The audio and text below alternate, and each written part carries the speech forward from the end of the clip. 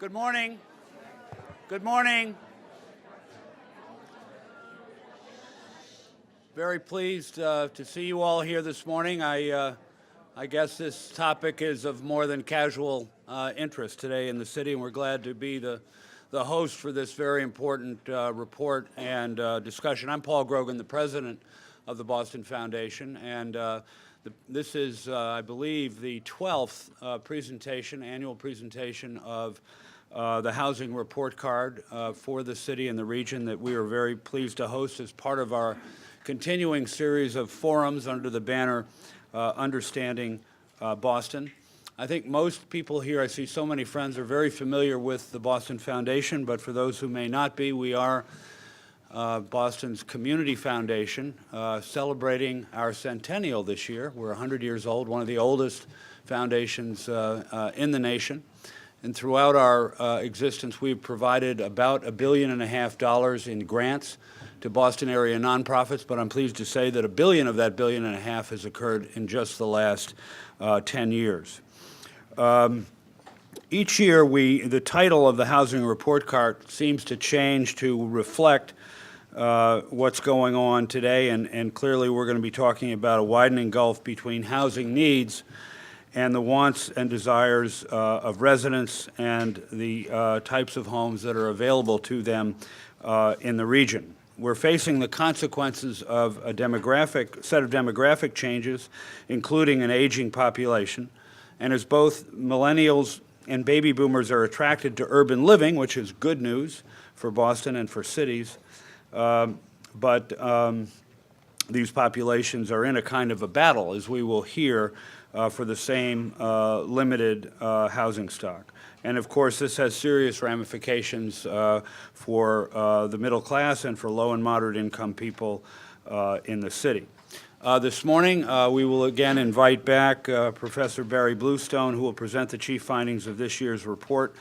And then we will have a panel moderated by our housing program officer, Rebecca Kepnick, and we'll have an opportunity for Q&A at the end, and we will get you out of here on time, as we always do, no later than 10:30.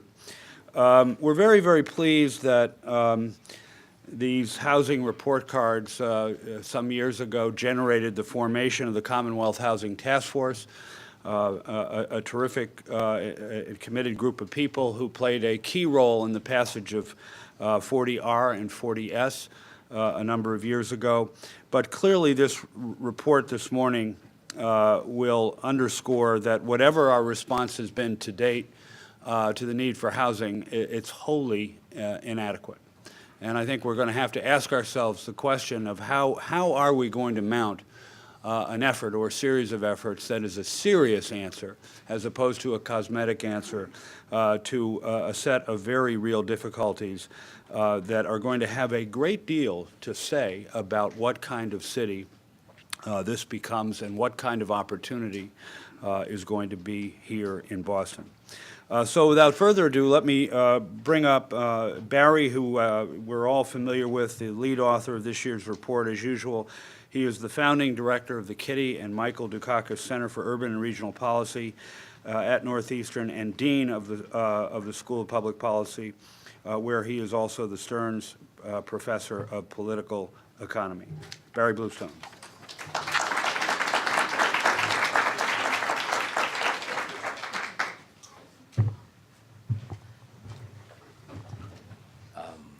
Good morning. Thank you for all coming. This is wonderful to see such a group out here. As you heard, this is the 12th annual housing report card, and each year we try and take a look at housing prices and housing production and rents and foreclosures, but also take a look at something a bit different each year. Last year it was zoning. A few years ago it was students. But this year, as you'll see, we're going to focus very much on what is a demographic revolution and how it's changing our need not only for more housing, but changing the need for the kinds of housing we have to build. And we're hoping that working with the new administration in the state and working with the mayors of all of our cities and towns in Greater Boston, we're going to really begin to make some major inroads into the housing needs we have. So let's just start with the economy. I think all of you know that the Massachusetts economy is doing very well. Here's the unemployment rate, which peaked at 8.3% in 2010.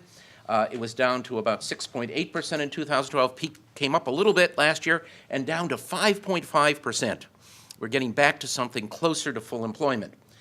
It's not just that we are having a lower unemployment rate, more people are going to work. The employment rate is rising, and now it is as high or almost as high as it was before the Great Recession, and much higher than the rest of the country. And here in the five-county Greater Boston area, Essex, Middlesex, Norfolk, Plymouth, and Suffolk, we've seen, again, a steady increase in employment. All of this good news. It also means we have more people here. So let's take a look at some demographic revolutions in the past. We went back and we said, well, let's take a look at the first demographic revolution. It occurred between 1870 and 1920. Boston, the city of Boston's population literally triples in a 50-year period, from about 250,000 to about 750,000, and it's driven overwhelmingly by immigrants, Italians, Irish, Poles, Eastern Europeans. And we very wisely build housing for them, the classic triple-decker, which was perfect for that population of working families. It was affordable. People could come here, get a grub stake, buy one of these, rent out a couple units to either people who came from their family or friends. Then we had a second revolution, right after World War II. And indeed, the population of Boston shrinks dramatically from 801,000 to 562,000 as people move to the suburbs and further out. So you'll see Chelsea lost 35% of its population in just that 30-year period. Boston, 30% of its population. Somerville, 24%. Cambridge, where I live, 21%. 1 out of 5 leave those. And where do they go? Braintree, Lexington, Andover, Sharon. In fact, Burlington sees its population go up by 10 times, from 2,300 to 23,000 in that period. And this is what the revolution brought, right? Or that in the suburbs. So those were the first two revolutions. Let's look at the third demographic revolution. First of all, let's look at what's been happening since 1980. And you'll see Boston's population hits its lowest point in 1980 and continues to rise. And there are projections from MAPC, from the mayor's office, that suggests by 2030 we could have we could be back up to 700,000 or more residents. This is driven by the fact that instead of having an outmigration that we had for many years in the beginning of the 21st century, where we had huge outmigration, particularly from Suffolk County, that's the blue line, we now have either a zero net outmigration, and indeed we're starting to get in-migration. And that in-migration is particularly among 18 to 34-year-olds, where we've had people who were leaving after, for instance, college and going somewhere else, more often now staying and becoming part of our fabric, something we need. Here's a staggering statistic. In 2000, 20 to 34-year-olds, what I'm going to call the millennial generation, comprised about 35% of the total population of Boston, Cambridge, and Somerville. But between 2000 and 2010, they made up nearly 3/4 of the growth in the population. That is a revolution in demography. And here you'll see it's heavily in Suffolk County. This is a 10% growth in the population just in a single decade of 20 to 34-year-olds. And here you can see it again throughout Greater Boston and Suffolk County.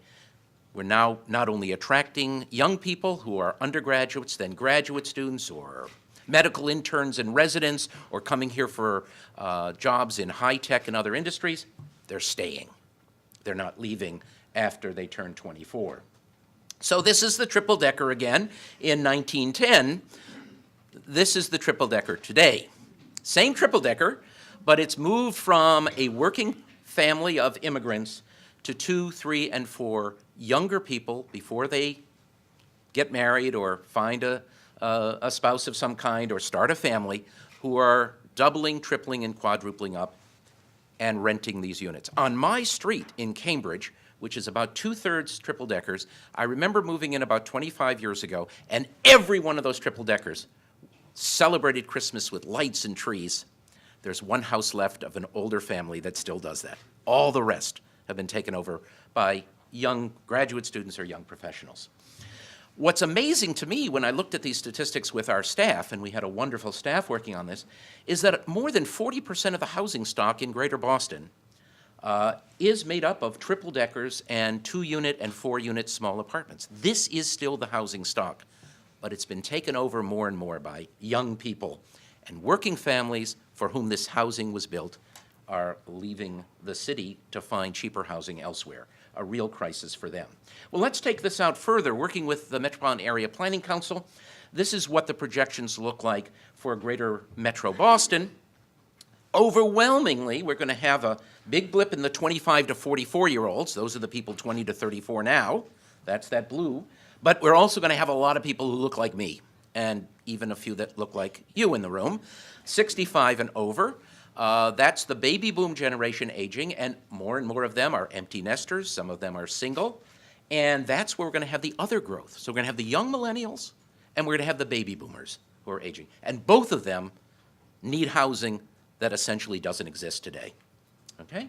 You can see this nationwide in statistics in which one-person households nationwide have gone from 11% in 1950 to nearly 28% today. And larger families have gone from 40% down to just 23% as the average household size has fallen. That's particularly true here in Greater Boston, where more than 60% of all households today have no more than 2 persons in them. Very different than the families right after World War II, where the typical family was, 4, 2 parents, 2 kids in a suburban community. So what does that mean in terms of the growth through 2030 or 2040? Almost all the growth will occur in smaller families or single individuals. Almost none in families with more than 4 persons or non-families. It's all going to be, and we don't have housing for this new demographic. What will it mean? Well, we can convert that into housing needs. We're going to need 138,000 more units throughout Greater Boston for just single persons, young people, and some older single baby boomers. And we'll need another 156,000 units or so for small families, no more than 3 persons, and only 22,000 more units for anything larger than that. Again, not only not enough housing, it's out of sync with size. And if you look at the housing stock even today, in Essex County, almost 60% of the households have no more than 2 persons, but only 44% of the housing stock is multifamily. Same thing in Middlesex, even more so in Norfolk. The only place where we have more multifamily housing is Suffolk, where we have, of course, a lot of apartment buildings. So we need housing for 3 different groups: young millennials, working families who are being priced out of the market, and aging baby boomers. We'll come back to that, but let's see what we've seen over the last year. Every year we keep track of home sales of single-family homes, and we saw that growing from 2010, 11 through 2013. In 2014, home sales actually declined. Condo sales stayed at about the same rate, but production, having grown rapidly from the depths of the Great Recession and the housing crisis, peaked in 2013, and unfortunately we saw a decline in housing production last year in 2014. Just when we needed more housing, we was getting less, right? And we saw over the last year an increase in the number of single-family homes and a decrease in the number of units in apartments and condos. Makes no sense whatsoever. Not enough, and the wrong kind. The good news is one of our pieces of legislation, which Eleanor White and Ted Carmen and I helped craft, 40R, has started to help bring in production. Almost 3,600 units have either been constructed, more than 2,500 are construction, another 1,000 under construction, and 97% of these units are multifamily. So it's been helpful, but not helpful enough. We have some more good news besides 40R. Foreclosures have been going down. We're getting through that foreclosure crisis where we had more than 3,000 foreclosures deeds a year, down to about 700. But what's happening to housing prices? Vacancy rates plummeting as more people come in but no new housing stock. And so we are down to less than 1% vacancy, 0.8%, which means that we get increases in prices, as we've seen here. Prices coming back, 7.2% increase in single-family home prices in 2013, 6% in 2014. Nowhere near as much as the real boom in housing prices when they were going up by double digits. And we project that while housing prices may continue to creep up, they're not going to explode again because of the demographic change. There will not be as much demand for single-family homes as there were in the past. So we've seen average annual median price of single-family homes get back to about $385,000, up about $5,000 over last year, not much. We're still below the peak of 2005, and we do not expect those prices to continue to rise much higher or at a faster rate because of this demographic shift. What that means is that unlike the last housing boom cycle from 1988 to 1997, our current cycle, which began in 2005, is lagging behind in terms of returning prices to where they were. They still have not gotten back, whereas already by this time in the last cycle, prices were higher than they were at the previous peak. What has grown in price very rapidly are condos. Again, a measure of the change in demand for kind of housing. And indeed, way back in 2000, 15 years ago, the typical condo price was 2/3, 68%, of the typical price of a single-family home. Today, it's almost 90%. So condos are growing. The other thing that has just totally exploded because of this tripling up, doubling up, tripling up of our millennials is the price of units in small buildings with 2, 3, or 4 units, and particularly triple-deckers. Believe it or not, the price of a unit, if you were to buy a condo in a triple-unit, triple-decker, that price has gone up 85% since 2009. And the vacancy rate of rental property has fallen well below the 2% that we need to stabilize prices, and as a result, rents are going through the roof. If you do it on an annual basis, just since 2009, the median effective rent, controlling for all kinds of discounts, has gone up over $3,300 a year at a time when renter incomes have not risen at all. We now have the third highest rents in the country, only exceeded by New York City and San Francisco. Cities like Charlotte, the average rent is 43% of what it is in Boston, or Denver, only half. So you can see how big the discrepancy is. And because families, and particularly renter families' income, have not seen their incomes rise, it's risen in nominal terms by 13%, fallen in real terms by 11%, effective rents and even median asking rents have risen much faster, again, leading to tremendous housing burdens. In 2000, about 39% of all renter households paid more than 30% of their gross income for rent. Now it's more than half in Greater Boston. 18% paid more than half of their gross income for housing back in 2000. It's now more than a quarter, 26%. So this is the problem. And what does it mean, particularly for the city of Boston? It means we're becoming a city of the rich and the poor. So we've seen a 5.5 percentage point increase in the population of families with incomes of 5 times or more the poverty rate. It's about $120,000 to $130,000. We've actually seen a small increase in the poverty population as incomes have stagnated, but there's subsidized housing and public housing. And we've seen a 7.4% decline in the population of working families, those between poverty and those who are more well-to-do. So we're becoming a city of haves and have-nots more than ever before, and much of it driven by housing. We can look at homelessness. We checked the homeless numbers for Boston. Despite the fact that we're trying to get more people into permanent housing, the number in emergency shelters has actually increased by 11% in the last year. We know that while Boston houses a significant number of people through HUD programs, less than 10% in the other counties besides Suffolk. And we know, indeed, as you'll see, because of declining revenue, declining funding for housing, More than half of all the people who are living in poverty in Essex County cannot find subsidized housing. It's half in Middlesex, it's more than half in Norfolk, and even here in Suffolk County, more than a quarter can't find subsidized housing despite being officially poor. What that means also is the waiting lists for HUD housing are just extraordinary. 43 months, almost 4 years in Essex County, almost 2 years in Suffolk County. And here's what happens in terms of funding. If we look at DHCD's real operating funds, they've basically been stagnant. The only reason why it's had more funds is our homeless programs were transferred into DHCD back in 2010.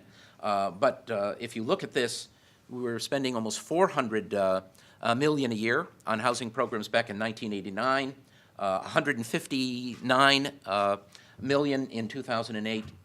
We're still at that rate today. We haven't increased it despite the need.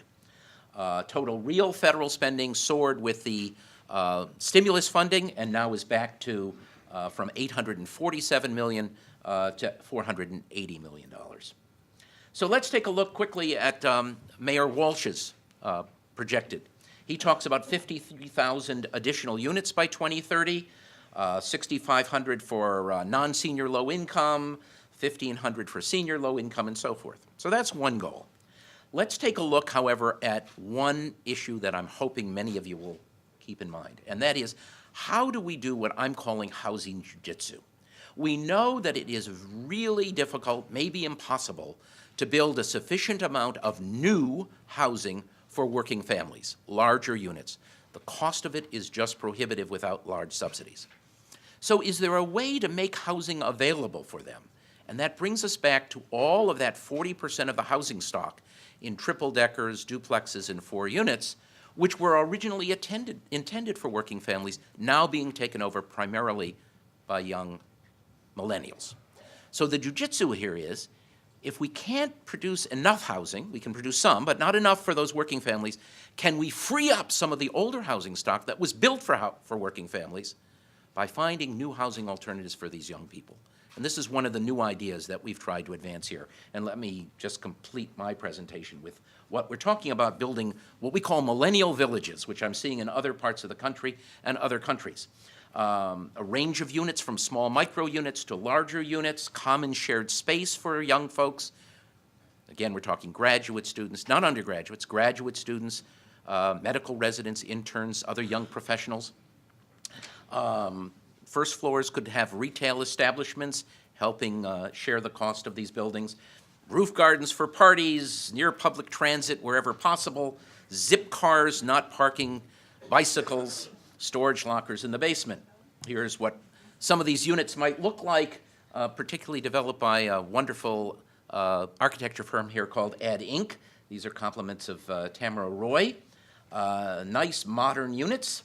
This is what the new housing stock would look like as opposed to the triple-decker or that single-family suburban home you saw. And how do we get it done?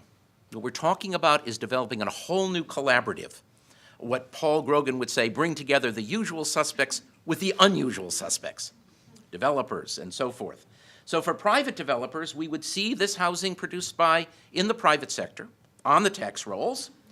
We'd have to have some kinds of codicils so that rents remained reasonable, not excessive. We'd want to have the quasi-public and commercial lenders, many of you in the room, mass development, mass housing, involved in developing this housing. Very importantly, and fortunately the president of my university is not here to hear me say this, we want to see the universities and the teaching hospitals come to the table. It's their young people, it's their employees who are making this housing problem difficult. And they could both market these units, working with private developers, and take master leases. And what that would mean is that you could get, let's say, 3 or 4 universities or colleges, think Northeastern, BU, New England Conservatory, Suffolk, all working together with a developer or developers to build a millennial village and market it to their own. And units that were not occupied by their own students or employees could go to other people. Work with the unionized building trades. We're talking some concessions on their part to make this more affordable. We're even talking about building some of this manufactured housing and maybe building a new factory for manufactured housing in the new market area and have the trades teach young people in Dorchester, Mattapan, Roxbury, other parts of Boston, how to build this kind of housing. We're talking with the 2024 committee, Boston 2024, about how this could also help with the Olympics. In terms of city government in Cambridge, Somerville, in the suburbs, we need them to reform zoning regulations to bring smaller units, to eliminate parking requirements, possibly use surplus municipal land to bring down the cost. And from state government, we want to see them also helping with possibly state bonding authority, providing lower interest rates, a state tax credit perhaps, state-owned surplus land and MBTA sites that might be available for such housing. So, in conclusion, here are the challenges ahead of us given this mammoth demographic revolution. We need millennial villages for the young. We need to free up the older housing stock for working families. We need zoning reform in the suburbs to allow for more multifamily units and more accessory apartments for seniors. And if we do all of that, we'll finally have a program to house the new demography of Greater Boston. Thank you.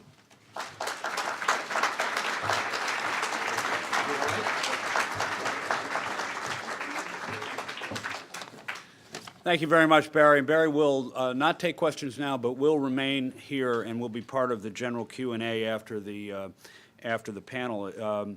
We're next going to move to that panel, and it will be moderated by the Housing Program Officer of the Foundation, Rebecca Kepnick. For those of you who don't know Rebecca, we're very fortunate to have her. She relocated recently from New York to Boston and became available to us. She was a senior aide to Sean Donovan when Sean was the Housing Commissioner of New York. And let me tell you, having lived in New York and been active for 13 years myself as head of LISC, New York does housing the way no other city even dreams of it. So it's great background. She then went to Washington with Sean, was a senior aide to him as HUD Secretary. So we're indeed very pleased to have her here. Please welcome Rebecca Kepnick.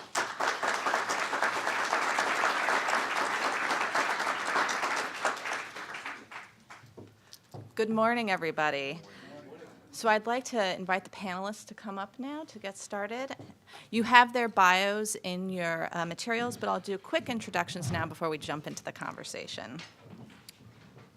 So to my right is Mark Drayson. Mark is the Executive Director of the Metropolitan Area Planning Council, where they focus on areas of smart growth, regional collaboration, transportation, and housing, very appropriate for today.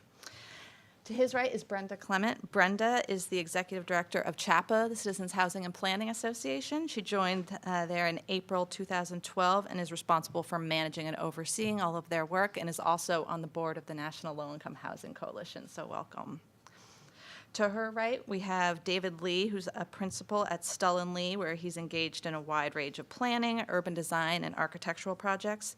He's also a former adjunct professor at the Graduate School of Design at Harvard. And to his right, another Harvard folk, is Chris Herbert, who's the managing director of the Joint Center for Housing Studies at Harvard. Chris has also been a lecturer at the Graduate School of Design, and he has extensive experience researching not only in the U.S. housing market, but internationally as well. And then finally, to his right, we have Mike Hogan. Mike is the president and CEO of AD Makepeace Company, the world's largest cranberry producer and also the largest owner of property in eastern Massachusetts. He was also recently elected to the board of the Massachusetts Roundtable. So welcome, everybody. So we're going to jump right in with a series of questions that focus on the changing demographics that Barry just highlighted in the report. So, Chris, the Joint Center has done a lot of work in this area and actually produces an annual report on the state of the nation's housing. You've also recently done a report on elder housing issues across the country. So, to what extent do the demographic changes that Barry has just highlighted mirror what we're seeing nationally, or to what extent is eastern Massachusetts an outlier in this area? In many respects, it's actually quite similar to what's happening at the national level. We just did the report on housing America's older adults, talking about the silver tsunami and the fact that we're having the baby boom generation reaching this threshold of crossing over the age of 65. And so the share of households that Boston's seeing at that age group is very similar to what's happening at the national level. And I think the report, Barry didn't talk about it today, but I think some of the issues that's going to raise over the next decade really have to do with the financial circumstances of older households. In the report, it talks about the fact we're going to see this big rise in people 65 to 75 who are facing rent burdens going forward because of the fact that when you hit retirement, your income drops, but your housing costs don't. We're also going to see that happen in terms of homeowners. We're seeing more homeowners enter retirement carrying mortgages, not having paid it off, and sometimes significant mortgages. So I think over the next decade, this aging issue is really going to play out in terms of financial issues, in terms of rent burdens and homeowner cost burdens. And then beyond that, when the baby boomers turn 75 in 2020s and beyond, we're going to see issues around accessibility and people having housing that's suitable to them. And I think one of the key issues that Barry talks about the fact that we're going to have this greater demand for smaller housing units. And the question is, are people actually going to act on that? And so far, what we see people say is they want to age in place. And so what we're going to have is a lot of single persons in larger housing units. And housing units can be less and less suitable for them as they age. So I think one of the key issues is how do we get people out of those housing units earlier and have them age in community and not age in place per se. And I think that the issue about increasing the supply of housing in these communities that's suitable for people with smaller households is really important. And I think it's important not just for the older households, but it's also important because it's going to free up housing for the millennial generation. I think one of the reasons why we're seeing home sales go down is because we're seeing more and more older households stay in place in these suburban developments, in those small capes. And the millennial generation, and the Boston Globe piece today to talk about the household in Boston aspiring to home ownership, but there's no place to go. So the more we expand options for our older people, the more we educate them too about making choices earlier in their retirement, the more we'll free up that housing, and we'll have a housing solution for more age groups. Great. Go, jump in, I'd just David. like to comment on the aging in place question. Like most architects, I love the idea of the whiz-bang new technologies and all that kind of stuff. There are ups and downs to all of that. But in the case of people aging in place and frankly being overhoused sometimes, I think that's a place where we can look for new housing prototypes, really. My firm's been doing more and more residential, sort of smaller, upscale residential renovations and things like that. And you'd be amazed how much you can find by carefully rejiggering housing. And so you have people in some cases who are in larger houses than they need or can manipulate anymore, but want to stay in their communities, maybe want to stay in their houses. We can begin to think about how to redesign those places so they can stay there, but maybe at the same time open up some additional opportunities for people. So, for example, a family might want to take the remaining 2 floors of a 3-story single-family house or something like that. There could be some collateral benefits to that. For example, the older person stays on the first level, but the younger family also shovels the snow. Big idea this year. See how many takers we go on that. Maybe some occasional babysitting, and they, there's something to be learned intergenerationally as well. My wife and I have given people the freedom to shoot us on sight if we do any one of 2 things. One is start dressing alike, and the second is moving in a 55 and older community. I mean, this is a much more active generation, still throwing themselves down, black diamond trails or playing 3 sets of tennis. So we need to think about the stock we already have. There's infrastructure there, and there's probably some interesting intergenerational dialogues that can happen. Great. Everyone, stay tuned for David's future wardrobe choices there. So, Mark, we've been talking a lot about the older generation as well as millennials. We've been talking a lot about the older generation. Your organization has done a lot of work in the area of changing demography in the area. Are there any other demographic trends we should be paying attention to as we're thinking about future housing needs? Well, I'll mention a couple of things, Becky. One is to follow up on what Chris was saying. We really do have different financial circumstances facing couples, usually couples, not always, who get older and they're in their home. When my parents owned a home, first in Mattapan, then in Rosendale, we celebrated a day when the mortgage was paid off. And one time we actually burned the mortgage. That's literally true. And today we all refinance. My wife and I just refinanced last week, and it's a whole new paradigm. We we refinance, we fix up our homes, we make them incredibly attractive to people who can't afford to buy them, and it creates a financial situation facing older couples that didn't exist previously. For different reasons, they stay in their homes much longer, and this is one of those reasons. And it's really important to find enough alternatives for them so that, in fact, they'll be able to free up that stock for other folks.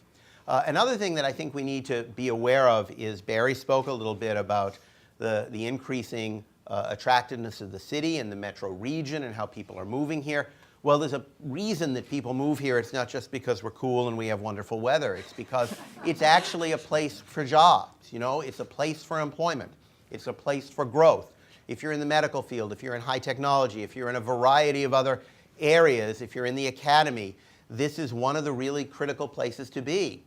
And one of the things that we need to keep in mind in that regard is that between now and 2030, 1 million baby boomers who currently have jobs here will retire. That's 40% of the workforce. If we can't produce or free up enough housing for new folks to move in, then that's going to hurt us economically, as well as from the perspective of housing and socially and residentially.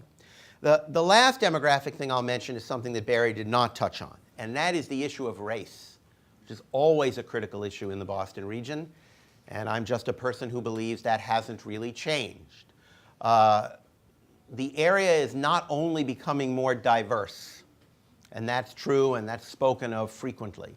In many respects, it's becoming more segregated than it has been before.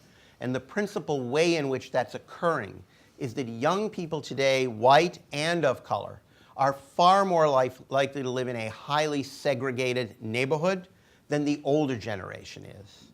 Race also remains one of the critical reasons, one of the critical impediments to developing new housing, particularly multifamily housing, not only in suburban communities, but in many urban neighborhoods as well. And we need as dramatically to confront that today as we did 10, 20, 30, 40 years ago, except we need to combat it more successfully than we did, or we're never going to be able to really overcome our housing shortage, and we're kind of going to not talk about one of the critical reasons why we have one. Thank you. So we've been talking a little bit about sort of shifting consumer preferences as the demographics change across the region. And Mike, I'm wondering if you could talk a little bit about, in your development work, how you've seen this shift play out and how you've had to change some of your business practices. We've seen some significant changes. And first I want to say I was here, I think 12 years ago at the initial kickoff. And Robert Beal and I, when we were both Robert chairing the board at Mass Development and I was at Mass Development, became early supporters of the Commonwealth Housing Task Force financially. So it's kind of like deja vu all over again. And I also realized that I've been working on these issues for 30 years now in preparing for this, being a local city councilor in 1984 right out of college and then as a mayor. All these issues are coming full turn. The companies that are concerned about this are different today than they were 30 years ago or 10 years ago, but the issues are still the same. 10 years ago, 2004, at Makepeace, we were building your typical, we had 8 neighborhoods in 6 communities south of Boston, Norton, Easton, Plymouth, and it was typically 3,200 square feet, acre and a half lot, 3-car garage, and people were commuting up 495 or Route 3 to work for Covidian, EMC, some working locally at Ocean Spray. Today, we had the good fortune of permitting what would have been a 600-unit subdivision in Plymouth. We decided not to do that as a traditional subdivision and create a new traditional neighborhood development in Plymouth with a mixture of uses, housing styles. We had the great good fortune of getting that permitted in 2008. There was this little economic tsunami that interfered, but we're fully underway with that. And when we went to market this past winter, we did over 800 interviews with folks. And what we heard consistently was smaller homes. Our average house is 1,700 to 2,000 square feet.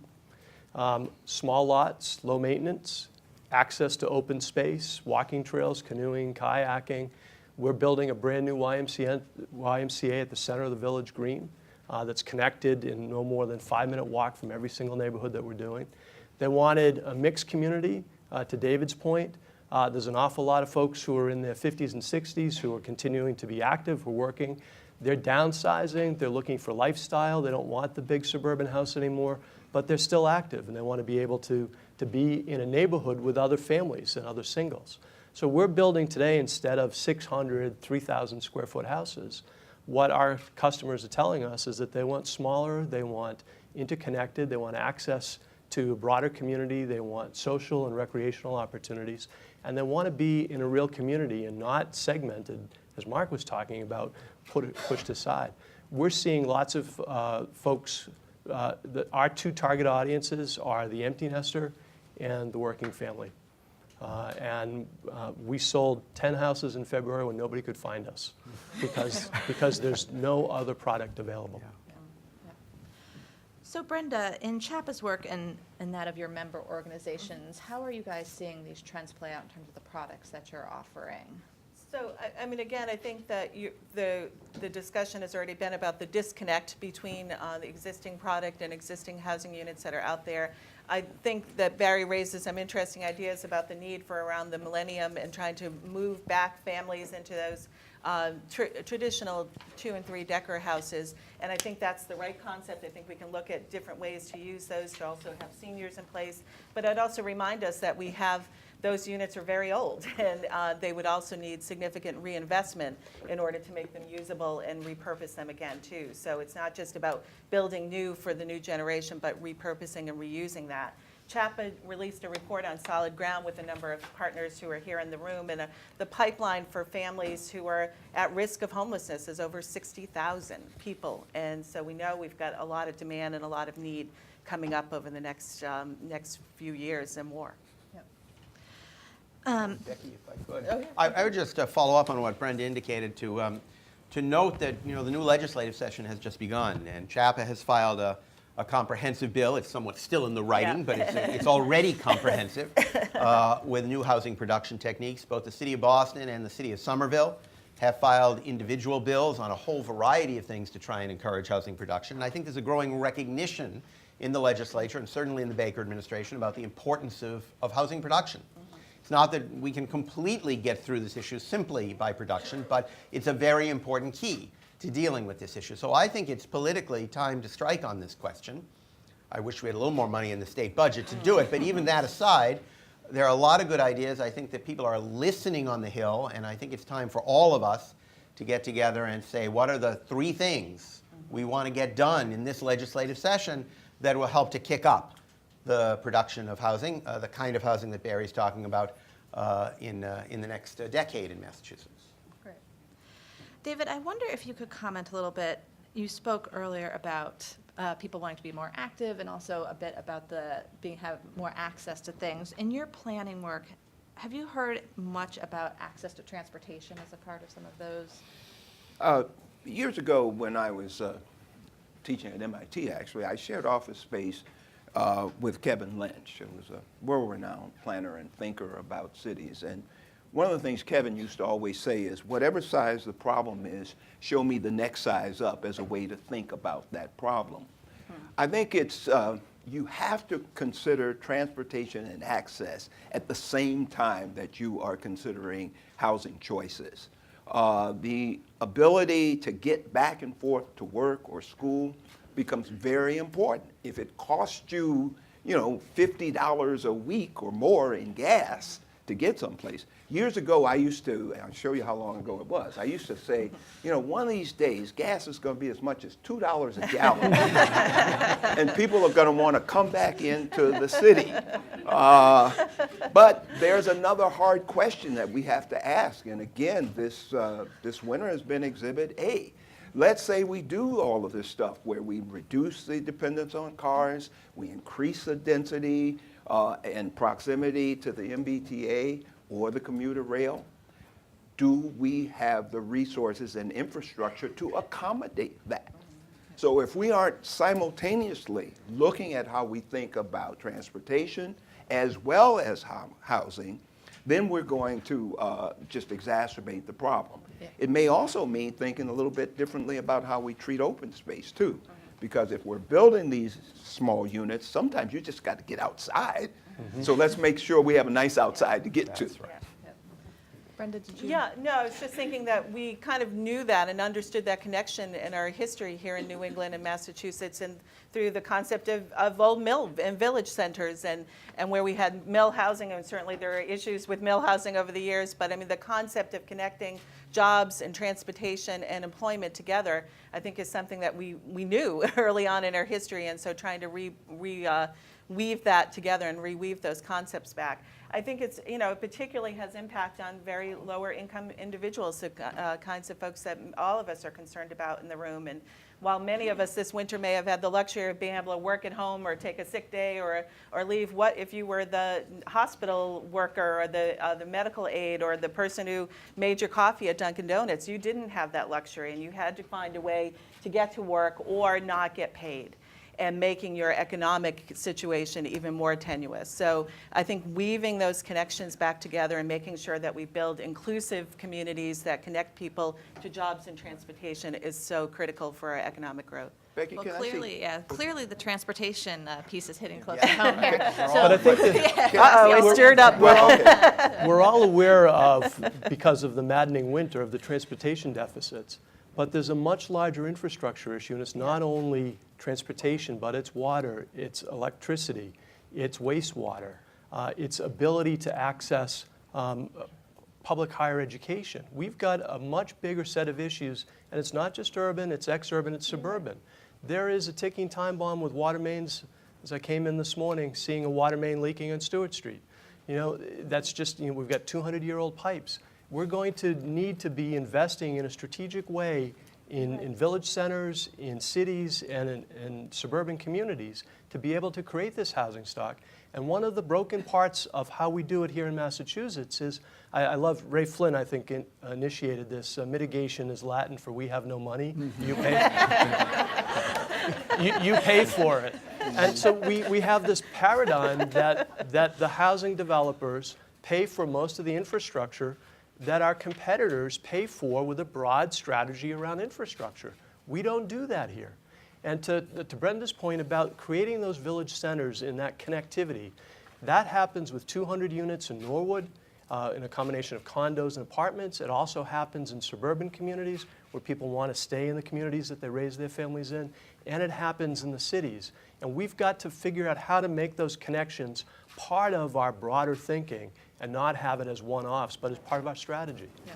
So I'm going to just move us along a little bit, but we can come back to, obviously, everyone has had a lot of experience this winter with this issue, so we'll come back to it. But I want to just take a step back for a second and ask Chris, we've talked a lot about some of the challenges in terms of land use policy, transportation, and a wide variety of things. I wonder, based on sort of the Joint Center's national work, are there any models across the country that we should be looking to in Massachusetts that might help us navigate some of these issues? I think that Massachusetts actually is a place that a lot of other places look to as well. And the truth is there isn't any silver bullet out there. Otherwise, I think we would have found it by now. And I think there's a whole host of responses that have to happen, and it has to happen across a whole range of communities. I think that in Massachusetts, I think 40B has been a huge help to try to get affordable housing, at least pressure on affordable housing across the state. I think the mayor's housing plan that just came out, really looks at the whole toolkit and saying what kind of resources do we have, what kind of public resources do we have, what kind of ways we could use the regulation and zoning powers to try to work towards increasing housing. So I think there really is, there's a lot that we're already doing, the 40R and the like that, that Barry talked a lot about in the report.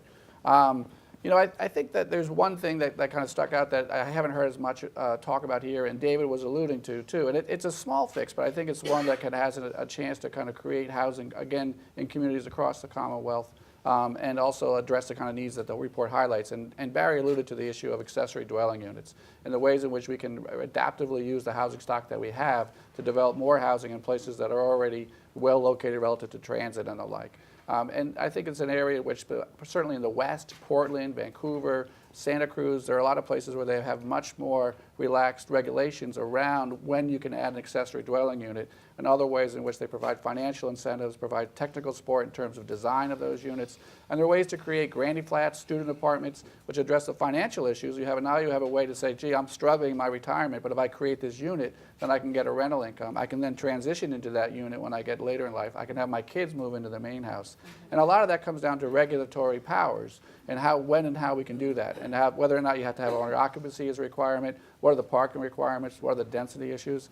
And I think it's something I'd really like to see the Commonwealth become more of a leader on in trying to get more units in more communities that are designed for the kind of households that we're seeing more now. So David, you alluded to this earlier, but have you seen demand for this kind of sort of repurposing and adaptive reuse of housing? Anyone coming to you asking for granny flats? And I want to hear Mike's opinion on this as well afterwards. Yeah, it's really true. In sort of prepping for this, I started thinking about people I actually know who are dealing with these kinds of issues, who want to stay where they are. They don't need quite as much space as they had before. And then there's some design tricks you can do to make, you get the ovens up high. You get the washer and dryers up high. You get the washer and dryer where the clothes are instead of in the basement. You can rework stuff. A lot of folks have kids coming back home, so you create an apartment in the basement for them. But one thing I want to touch on just really quickly in terms of what Mark said about the race issue and also the issue of 40B and resistance to it and all of that. Part of the problem is the media and who they choose to represent as being the person who is at or near the poverty line. I live in Brookline, and the Brookline Foundation just did a report and a presentation recently, and they talked about poverty in Brookline. First, I was proud that so many of my neighbors came to the forum, but they put out some very interesting statistics. For example, 13% is about the level of people at or below the poverty line in Brookline.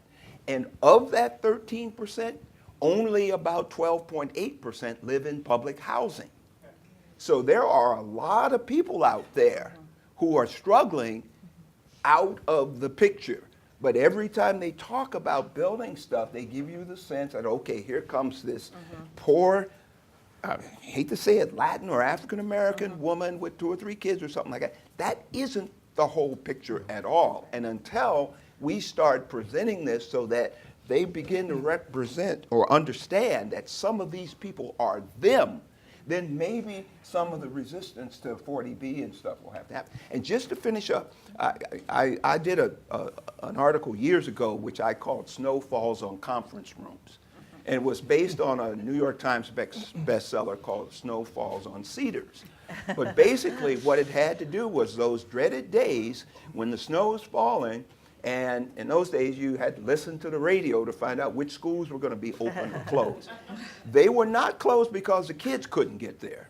They were closed in many cases because the teachers, the janitors, the other people who couldn't afford to live in those towns couldn't get there. And then the phone starts ringing downtown because I'm not going to be at that meeting because it's my turn to be home with the kids.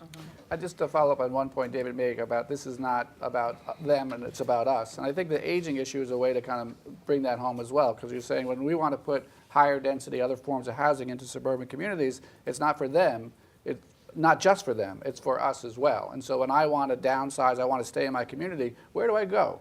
And so now you can say, well, this is housing for all of us. And once you do that, you open the door to the community having a different range of household types in that place. So I think it helps broaden the discussion.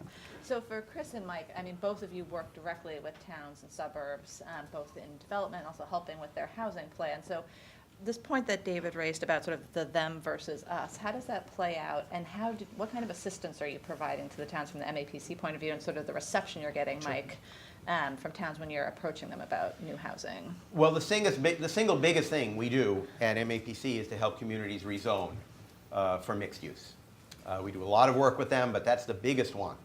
And it's a difficult process, but I think it's a process that has more success today than it did 10 or 15 or 20 years ago. I think that there are enlightened local officials, not in every community and not in every position on the Board of Selectmen, who recognize that if they continue along the current path, the average age in their community will be 69 and a half. And that's not good from the perspective of the town going forward financially, from a public relations perspective, and the ability to support infrastructure and tax base, et cetera. So people want, at this point, many of them want more housing. They want more diverse types of housing. And they are willing to rezone for mixed use, particularly in their downtowns. But there's a limit to it. And we're still pushing up against that limit. They don't want 3-bedroom units. They're worried about children in the schools. They're worried about a lot of other things which they characterize as being worried about children in the schools. I usually start off by asking people when I'm in those meetings how many people in the room used to be children and how many of them used to go to school, which is a surprisingly low number, actually. Cases.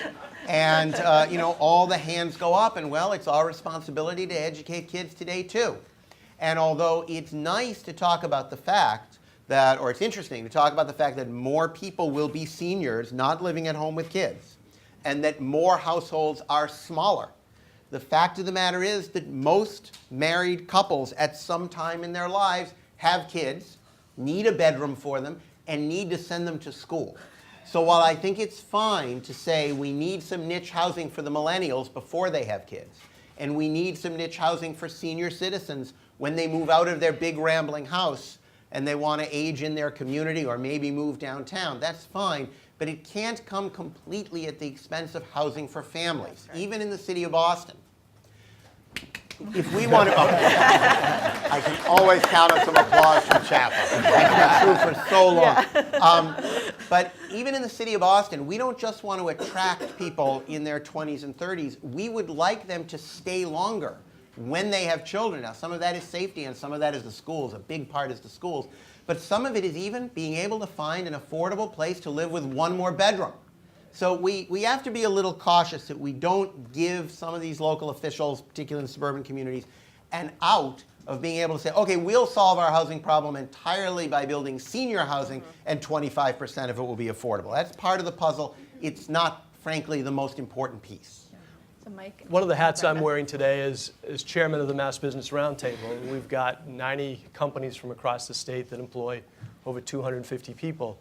And a lot of our tech members, whether it's EMC or Google or Siemens or GE, this is a huge issue for them. And Mark reminded me, one of our CEOs who's headquartered in Cambridge said their retention and recruitment is very easy for the millennials until they have that second child.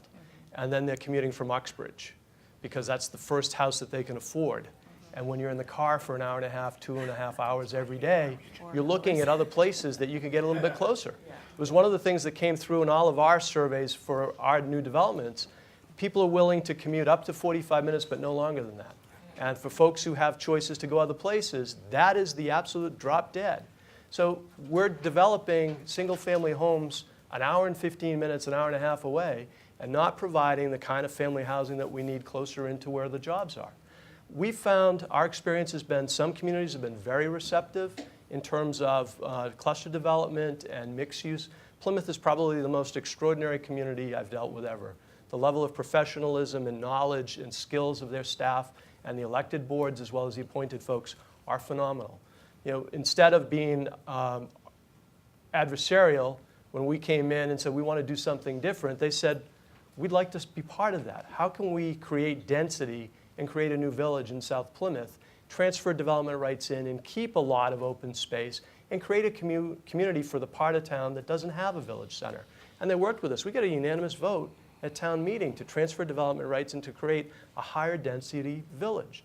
Town of Easton that I just moved into has been doing a lot of those kinds of things very successfully. I live in a neighborhood that 1/3 of the homes, and this is a newer subdivision, have auxiliary use apartments that people's parents are living, helping to raise grandkids in the suburbs. And you can take a train downtown Boston in half an hour. There are good models, but the reality is, as a guy who used to sit on all sides of this, people in cities and towns expect the development community, and the state especially, to be loosey with the football. All the commitments that we as developers make and all the commitments that the state makes, 40S is a great component, but everybody, when they're looking at 40R and looking at the 40S piece of it, expects that when the town is Charlie Brown going to kick that football, that the state's going to pull the football away and be loosey. And that's the reality. We're nibbling at the edges. We've got to do something substantial and be consistent in our commitments, because otherwise we're going to be here 10 years from now after the next downturn talking about new companies that can't afford to keep their people here. And that's the biggest challenge both the 10 years that I was in local government, 10 years in state government trying to support this, and 10 years as a developer, people don't trust that the commitments that we make to each other are actually going to be followed. Brenda, did you want I was just going to, I mean, adding to kind of the reluctance sometimes at local levels. I mean, I think I need a more updated cultural reference, but affordable housing remains the Rodney Dangerfield of issues. I mean, everybody knows we need it, but they don't, they always raise concerns and barriers to prevent it from happening. And we want to continue to work with cities and towns. It has to make sense. It has to fit into the local context in the community. But these people are already there, and or they already need to be there. And so we need to make sure that we're accommodating them. I want the people who take care of our children throughout the day and the people who take care of our seniors in nursing homes and assisted living facilities to have a decent, safe place to lay their head at night. And in too many places, that's not an option.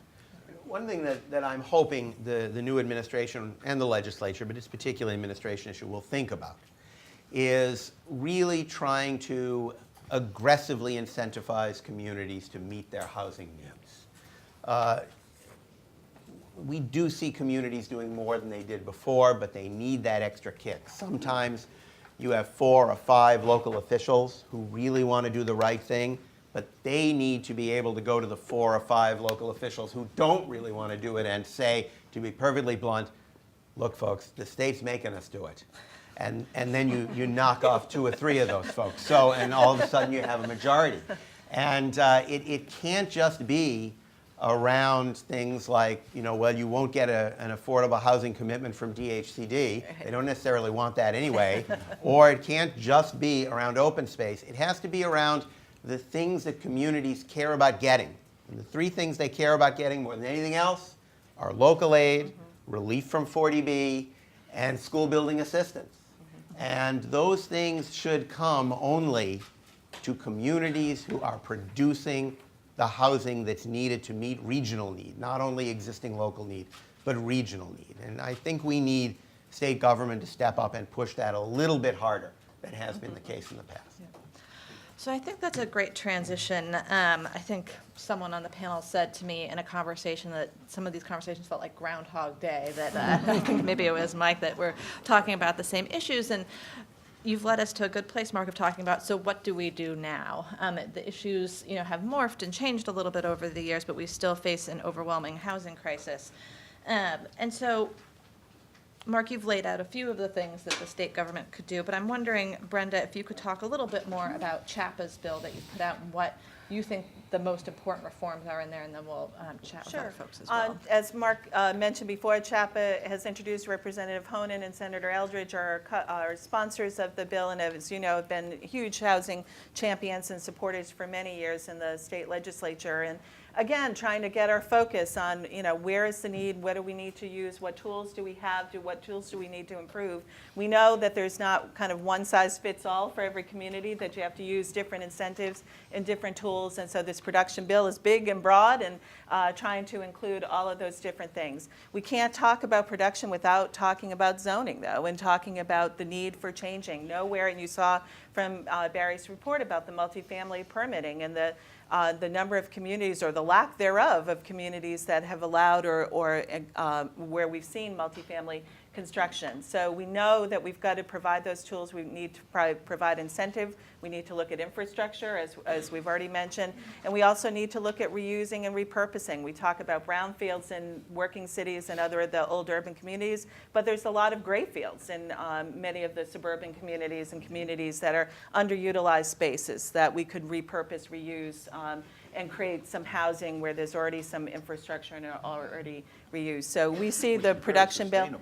It is sustainable, and it's already a place that's already built up and developed in many communities, and so there's perhaps less resistance to that as well too. But so we see the production bill as a tool to engage that conversation, to bring on all of the allies that are needed, and to make sure that people understand we are all in this boat together. And so if you care about your community and want that community to be there for your children and your grandchildren, then you've got to make some of those changes, some of the changes that Chris talked about maybe downsizing earlier in your career. And we all know the struggle. And my mother is a perfect example.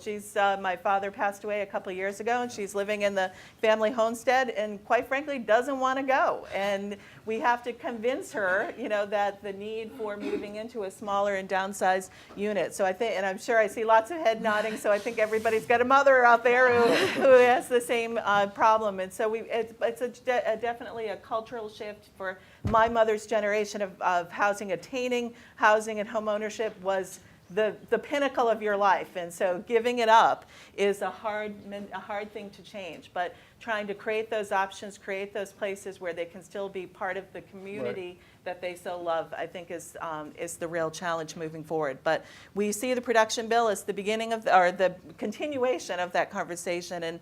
And the beauty, I've worked in other states and Rhode Island for many years, and the beauty of Massachusetts is that we get very quickly the connection between housing and economic development. And trust me, that is not the case in every state and every community. And so understanding that importance is, I think, already a big step forward. So Mike, you've talked a bit about how for your members housing is becoming an increasingly important issue. What are some of the reforms you all have identified, or some of the changes you all have identified that might be helpful along the lines of what Brenda was I just talking wanted to reiterate the economic connection. Yeah. The Brookings Institute on Advanced Industries ranked Boston as the 6th highest jobs, but 51st place in job growth. Clark Ziegler shared this with me recently. And last week, the State Mass Tech Leadership Council, they came up shy of their 26,000 job growth target for last year, in large part because of costs around housing. So there is a direct connection between housing availability, housing supply, and housing costs, and our ability to grow our economy, and especially with an aging baby boomer workforce that's leaving.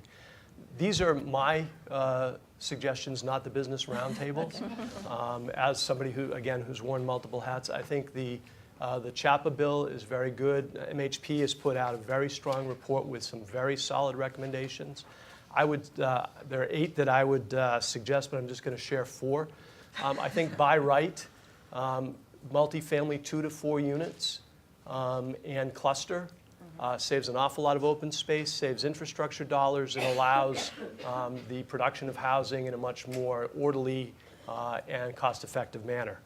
The MassWorks infrastructure program, we need to add to that because for our project in Plymouth, a community that wanted to do this, our cost is almost $25,000 a door for off-site infrastructure and utility infrastructure in a suburban environment. If you're trying to hit a price point of $350 to $400, that's a significant piece of the puzzle. And we own the land in that site, so we're not carrying a bank around with us on our back to make it work. So there needs to be more reliable infrastructure dollars for urban sites as well as ex-urban and suburban ones. I think 40R and 40S are important to strengthen, but the reality is that local officials don't believe that they're going to see the money. So if we really want to incent people to do housing that we need, I think as part of the next conversation about local aid funding and education funding in particular, we need to incorporate into the Chapter 70 educational formula those communities that do workforce housing get held harmless for a period of time, and it's baked into the formula so that the cities and towns know when they get their cherry sheet that they're going to get education funding for those homes until the neighborhood's stabilized. And finally, there are a lot of other tools that we have right now that could be expanded. The DIF is one. But I think one of the most important ones, and I've seen it, there's not enough money available for planning at the local level. And I think it's time to have a conversation about amending the Community Preservation Act, because most communities do not have housing production plans. And in most communities, the battle for open space preservation and housing production plans is engaged on a daily basis. These are not mutually exclusive. They need to be one part of the same plan and actually can create great value for a community. But cities and towns don't have the dollars to spend to create these master plans. The master plan in the community that I was mayor of, I got them to update it 25 years after we did it in 1984. You know, the world changed a lot in 25 years. I would add one more if I could. Not four, but, Yeah. or eight, but one more, which is that Mayor Walsh has filed, I don't know who the chief sponsors are, I'm afraid, but filed legislation to allow for an expedited, streamlined process for the city to offer very deep but very short-term tax abatements on housing production, particularly for middle-income housing production. This is a system that's used in many other parts of America, where big cities offer tax breaks that are necessary in return for affordability down to a particular level. One of the reasons we don't do that here, and one of the reasons that communities are so reluctant to even mention the words property tax, is because of 2.5. So it's to Mayor Walsh's credit that he's willing to file legislation to try and encourage something of this kind. And one of the reasons I think it's so important is because when people start to talk about the importance of middle-income housing, and it really is important, it's only a few minutes later they start looking at the affordable or low-income housing subsidies and say, we should have a little of that very small pot. And we shouldn't, because we need that money, which is already very dear, for truly affordable housing for low-income people. But that doesn't mean we should take no action to encourage middle-income housing production. So Chris, I wonder if you would want to jump in here on some recommendations for what comes next. Well, you know, I think one thing that struck me in reading the report, and even the discussion here today, is that there's a word that we seem like we're almost afraid to say, and it's home ownership. You know, and I think that we're coming out of obviously the housing boom and bust, and that there's a lot of mea culpas about having sold people a bill of goods in terms of getting them to home ownership. But I think when we're talking about a lot of these aspirations of millennials in particular, and I think immigrants and minorities as well, it's an aspiration for home ownership. So I think that one of the things we need to talk about is how does what we're talking about today relate to that? And perhaps multifamily housing is part of that, but I still think there's a desire for single-family homes. So I'm really interested in hearing about the things you're describing, Mike, kind of more high-density housing that has a range of different price points. So I think the issue about fair housing is important too. So it's a question of not just home ownership, but where home ownership, and are we opening our communities to these immigrant groups and the like. So in Barry's report, he talked about the fact that single-family home sales last year were up most in Lowell and Lynn. And I don't know the data behind it, but I guarantee you it's because of Asians and Hispanics behind that. And they're important not just for those families, but they're important for the communities, and they're important for the economy. We have to make the housing market work for these people. You know, what can we do about it? I mean, this is a market where housing is incredibly expensive. The subsidies you'd have to devote to home ownership are very high to make it accessible. I think we have to think more about shared equity approaches, in ways in which we have that subsidy that kind of recycles and moves on with the next household. They've been having trouble getting those to scale, but I think if we make incremental investments in these over time, we'll build up a substantial stock. And in doing that, I think what we have to think about is that, you know, to Mark's point too about what communities want, I think home ownership can be more acceptable than rentals. I think a lot of times when those programs are done, there's like residency requirements built into them. So I think we have to make sure that we're not just closing the gates to new entrants to those communities as well. But I'd like to see more discussion about how we make home ownership accessible in more places for more people as well. Yep. David, do you want to jump in with any final policy recommendations? Well, I think creative flexibility that allows, and it was mentioned before, that allows us to really think about how we reuse the existing stock we have. I mean, we all talk about sustainability.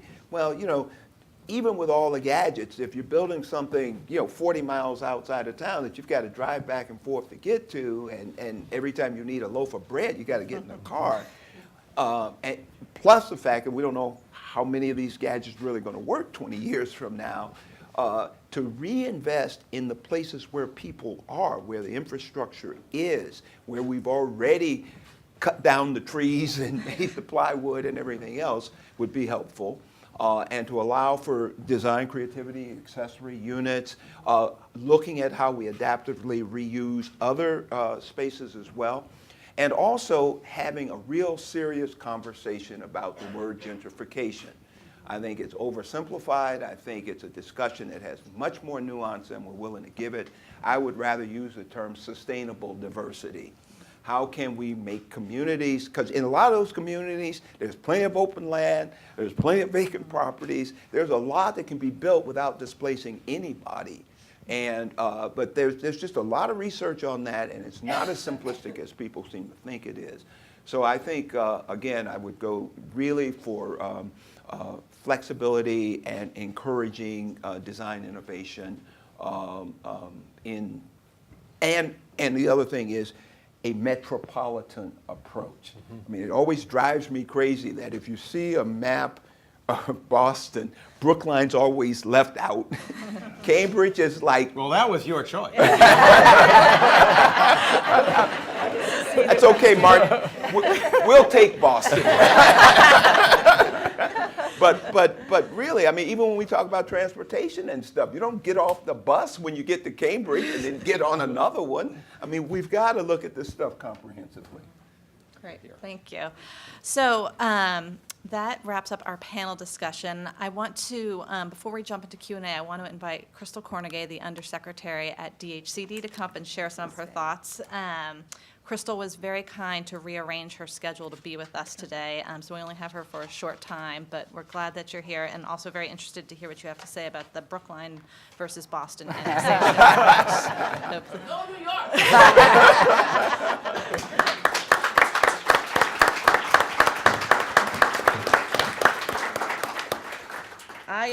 I'm gonna be having my birthday on Saturday, and so so I need glasses, and so it's sort of this weird thing. I can't really see who's in the room, so forgive me.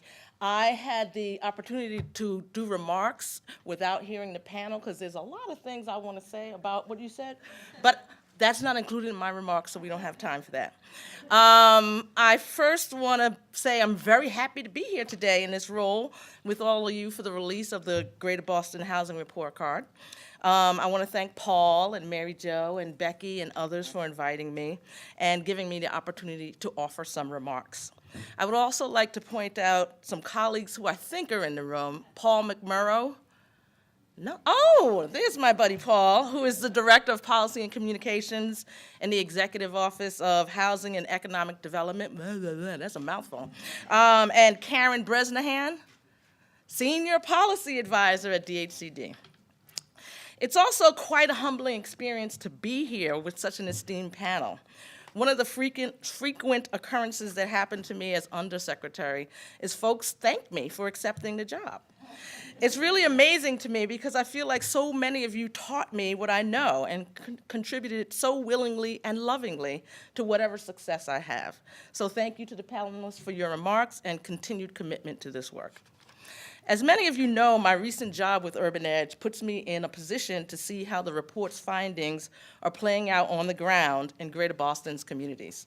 As you can imagine, that experience That experience also creates a unique lens in my current role as Undersecretary. As I have been out talking to folks, some of you have commented that the Baker-Polito administration and Secretary Ash picked the first person to serve in this role who brings many years' experience as a successful affordable housing developer and deep roots in one of Boston's most diverse neighborhoods. Not only are the governor and the secretary two of the smartest men I know, but they are also two of the tallest. I think the air is different up there. This year's report talks about how a robust real estate development pipeline is not meeting the long-term needs of Greater Boston's existing and future demographics. Our early indication is that we are seeing many of these trends play out across the state, and as Chris mentioned, across the nation.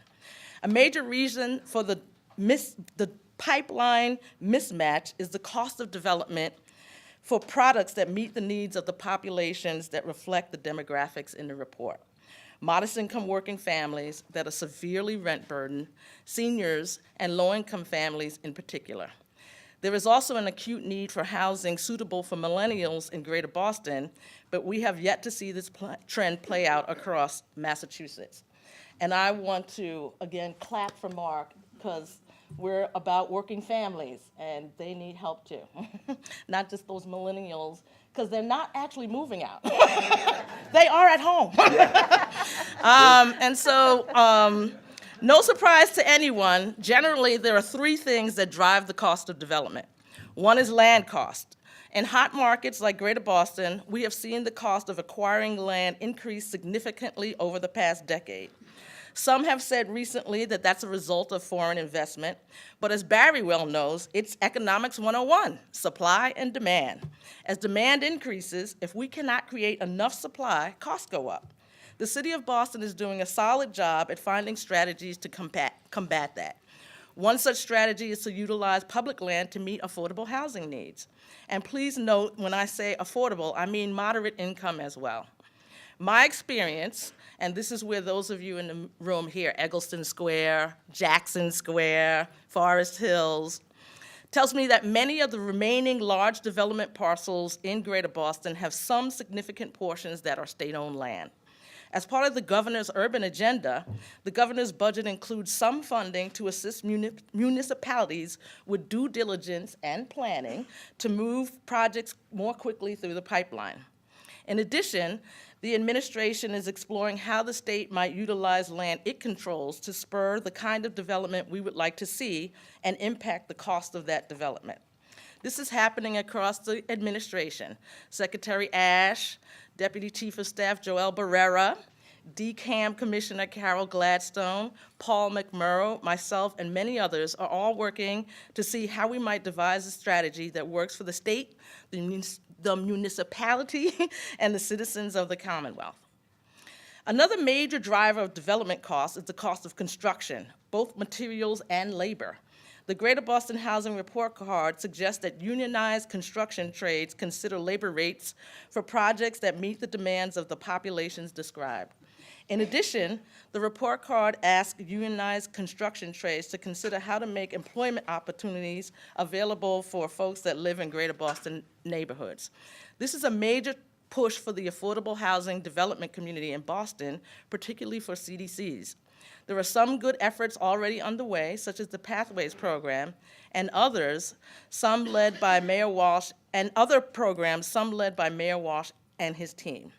In addition, the administration has created a sub-cabinet that includes Secretary Ash to focus on job skills and employer match. This may be one of the things in the construction trades that becomes low-hanging fruit for the sub-cabinet. The final driver of development costs is what I call time to market, how long it takes a developer to get their product to market. This includes the length of time to permit a deal, it includes the length of time to finance a deal, it includes how long it gets to get through zoning, and the adage that time is money is true in many areas, and particularly true in real estate development. At DHCD, we are beginning to explore ways we can impact regulations and processes that affect a developer's time to market in order to drive down the cost of development. We intend to assertively, not aggressively, assertively incent and reward municipalities and developers that work with us to meet our goals related to economic development and housing. I'd like to talk briefly about two other things that relate to the report. The first is the starter home. Before I left Urban Edge, we began a real estate brokerage arm intended to increase the number of first-time home buyers, particularly of modest income and people of color. One thing that became clear is that we have lost the idea of what the starter home is. We don't build them, and therefore families don't buy them. Last year, sales of single-family homes and condominiums dropped, perhaps indicating that the tight credit market, particularly for first-time home buyers, who may be struggling with large student loan debts combined with high home prices, results in a need for a new model for starter homes. When we think about the homes many of us grew up, in which many of us grew up, there often were smaller homes on smaller lots. At DHCD, we are intrigued by the idea of the starter home and will be actively exploring ways we might impact the market with this product across the Commonwealth. My final point is that we cannot ignore the inevitable aging of the baby boom generation and the impact that will have on our housing market. I love the silver tsunami. At Urban Edge, we owned about 1,250 units of affordable housing, most of which house low-income working families. At DHCD, while we don't directly own, we provide operating and capital support to about 45,000 units of affordable housing through the state-aided public housing stock. About 30,000 of those units, or 2/3, are home to the Commonwealth's lowest income seniors. We will be exploring ways to invest in this portfolio and understand if we can use this resources to provide housing solutions for seniors at all income levels. This administration is still young, and we are taking the time to listen to good ideas, find things that work, and do more of them.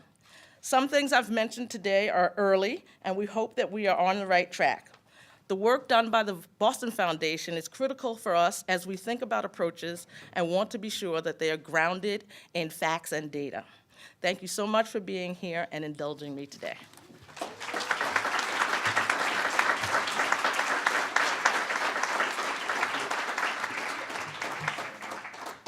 Thank you, Crystal. So we'd like to open it up now for Q&A.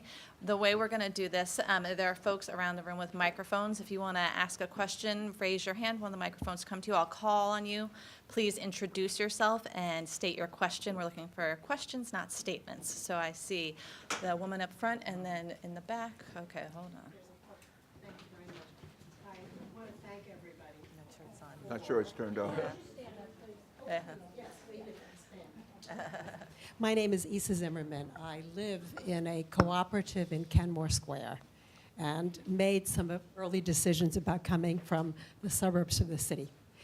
My question is, with all of the planning and thinking, is anybody considering the concept of overbuilding? If you look at Boylston Street near Fenway Park, we have humongously tall, multi-purpose buildings going up. Nice design, but nobody is thinking about the impact of those huge buildings on the community, which is already an impacted community because we are Fenway Park in the baseball season. Yep. Chris? Thank you. No, Oh, Mark. sorry. Mark. Mark, sorry. Yeah, I tenured at Harvard. Yeah. I really I appreciate that question, Isa, because I'm a lifelong Boston resident, and I travel through these neighborhoods all the time. And I struggle internally about the fact that I'm a big supporter of smart growth. Our agency pushes for smart growth. I fundamentally believe there can be more density in most Boston neighborhoods, you could say Cambridge and Somerville and a number of other places as well. Yet we can't completely undermine the fabric of these locations that are neighborhoods. And I cry when I go down Boylston Street, to be perfectly honest. And I think I see Carl Kirschland back there. And I remember the urban village plan which the Fenway CDC put forward. And I think we must struggle with this balance of density and neighborhood. We do have to provide more housing for people. We do need to build higher, but we also need to remember that these are communities. We need a bigger design perspective, I believe, in our decision-making process, because right now it's all the financial perspective that drives the approval process, and I think that needs to change and be somewhat more balanced. How do we do that, please? Well, I'll turn to Chris. No. I think in each community you just have to start having the conversation. It's not, I mean, we struggle so hard, and it is a real struggle, to get local officials to allow more development. And so we kind of keep going down that road, you know? Sometimes we keep going down that road even after we've won the argument. And we also have to just say, what's the appropriate density? What's the right mix of uses? What about 1 mile down the road when you're in another municipality that isn't allowing production? We've got to really encourage that community to allow production. And I do think in the approval process there has to be more attention to the design question. In the CHAPA production bill, it's one of the recommendations or one of the pieces is to create a statewide office of planning or make that or create one to do that so that there is some better coordinated effort so that every community does their fair share, but that we're also thinking purposely about where development should happen. And so our ability to plan is lacking, and so we need to increase that capacity so that everybody does more. So the next hand I think I saw was Chris Norris rose back there. And then, so keep your hands up if you want to ask a question so that I can see. Chris Norris, Metropolitan Boston Housing Partnership. One hypothesis when 4DR and 4DS were passed was that by increasing the amount of land zoned for multifamily development and by being willing to pay some of the anticipated school costs was that this would have a downward pressure on rents. My question to the panelists is, can you talk about what you see the impact as having been over the last 7 or 8 years of 40R and 40S toward increasing production or impacting the availability of family housing for those families who are making very low or extremely low incomes? I'll jump in as Okay. as a developer on this one. It's great to see the 7,000 units that have been created and largely multifamily over the course of the last decade. But when we're talking about 53,000 units needed in Boston alone, that's not, that's a small piece of it. I come back to most communities, when you get outside of the inner ring, don't trust that the commitments are going to be there to follow through. And so that creates a problem. And it continues to push rents up in communities that are not introducing new multifamily housing stock. And until we come up with a mechanism that people trust that they're going to get paid for potential financial exposure, I don't think that 40R is going to develop the way we all thought it would when we started this. And part of what happened was the subsidies related to 40S, and the same thing happened with the CPC money. An economic downturn, those things that people expected were going to be there were reduced or eliminated as part of budget cutting. And so if you're a local official making a decision about allowing greater density, and in part because you're going to get additional income, you're not going to trust that you're going to see that. We've had a couple of communities that we're developing in that we've proposed using 40R, and the communities have said, we'd rather do the zoning ourselves, we'd rather use our process, and we don't trust that we're going to see any state money. I want to jump into this just for a second. This stuff is hard, and there's no simple solution to all of this. One of my favorite urban designers is the old New York Yankee catcher, Yogi Berra, who said it's so crowded nobody goes there anymore. The fact is, this is sort of a good problem to have when you juxtapose it with some communities, some cities across the nation who are begging to have development come there and jobs come there. But there are some caps and some limits and stuff, and we need to think about that in terms of, frankly, how much profit a developer has to make, how much it costs to develop such that it drives the densities to get where they are. And we also have to look at other areas and not all pile into the same spot. So somewhere between, it used to be 20 years ago, if you built more than 4 stories, the neighborhoods accused you of building high-rises, right? But there's somewhere between 4 stories and 60 stories that might be right. And in some neighborhoods, it can take more density than less. Nobody hates Red Sox games when everybody starts pouring out, trying to get home. You've been in the office late. Now you're trying to get home, and oh crap, there's those Red Sox guys. They've been drinking since 2 o'clock. You know what I mean? So the fact is, there are some neighborhoods that are ready for prime time, and maybe there are some other neighborhoods that we haven't really been thinking about that may be a viable alternative. I don't think we want to be Manhattan per se, which is, by the way, one of the most sustainable cities in the country. But somewhere between that and the triple-decker is the new Boston. Yep. So the next question, I believe, the woman on the aisle with the braids. Hi, my name's Heather. Please stand and introduce yourself. My name's Heather Hoffman. I'm from East Cambridge, and I can state absolutely that the city of Cambridge has yet to meet the density that it would not embrace. And I would echo what the first woman said. Where are we thinking about community? A building that is in the final stages of permitting in Kendall Square, the first residential structure in the heart of Kendall Square after a long, long time of asking, is projecting 50% turnover.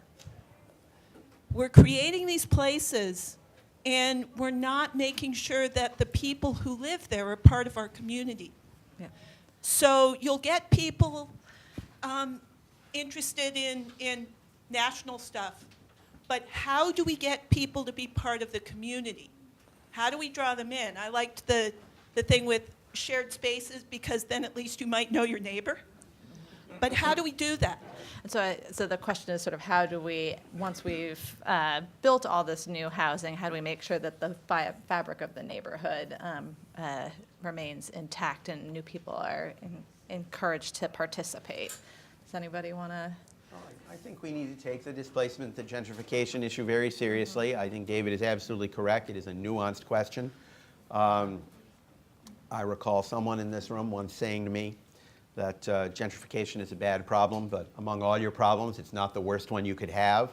But we do need to take it very seriously, and we need to not just talk about it. We need to actually say if a neighborhood is going to advance and there's going to be development there, what are the very concrete steps and what are the monetary commitments that we're going to make in order to allow people to stay where they are. It's not that everybody has to stay where they are.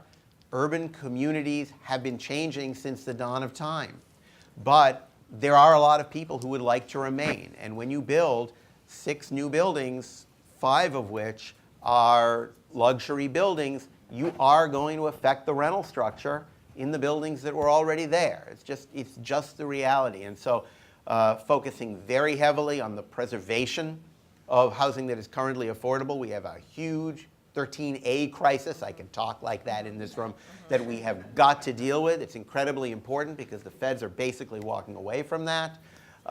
Dealing with those preservation issues is a very serious element. I could go on this question, but I think that communities like Somerville, I think, is doing a decent job at this, need to really take it seriously up front, not just talk a good game, but say, what are our dollars? What are our policies? What are the buildings we're focused on preserving? How are we involving the CDC in maintaining these units? That's the type of aggressive, assertive work, that needs to be done. Yeah.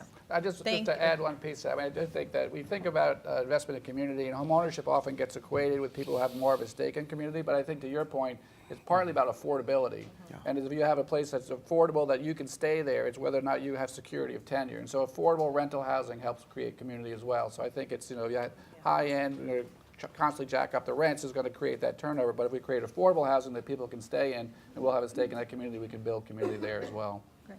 Thank you. So Barry, did you have a question? I'd actually like to respond to some of this. Oh.